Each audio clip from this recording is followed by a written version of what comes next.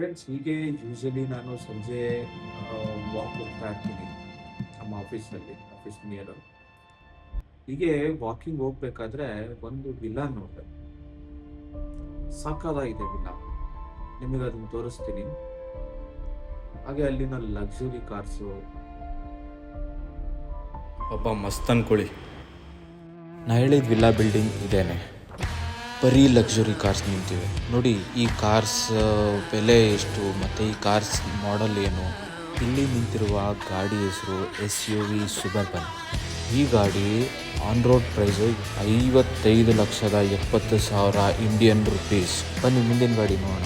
ಇದು range ರೋವರ್ನ land rover ಗಾಡಿ. 1,36,10,000 rupees. ಈ ಗಾಡಿಯ ಲೋಗೋ ನೋಡಿದ್ರೆ ನಿಮಗೆಲ್ಲ ಗೊತ್ತಾಗುತ್ತೆ. ಆಬ್ವಿಯಸ್ಲಿ ಇದು ಬೆನ್ಸ್ನ AMG G63 ಸೀರೀಸ್ ಗಾಡಿ. ಈ ಗಾಡಿಯ ಮೊತ್ತ 10,50,000 ದಿರಮ್. ಇದನ್ನು ನಮ್ಮ ಇಂಡಿಯಾದಲ್ಲಿ ಕನ್ವರ್ಟ್ ಮಾಡಿದ್ರೆ 2,46,75,000 ರೂಪಾಯಿ. ಈ ಗಾಡಿಯ ನಂಬರ್ ಪ್ಲೇಟ್ 15,27,50,000 ರೂಪೀಸ್. ಈಗ ನೀವು ನೋಡ್ತಾ ಇರ್ಬೋದು, ಇದು ಬೆನ್ಸ್ ಗಾಡಿನೇ, ಬಟ್ ಇದು G55 ಸೀರೀಸ್. ಇದರ ಬೆಲೆ 2,11,00,000 ಆಲ್ಮೋಸ್ಟ್.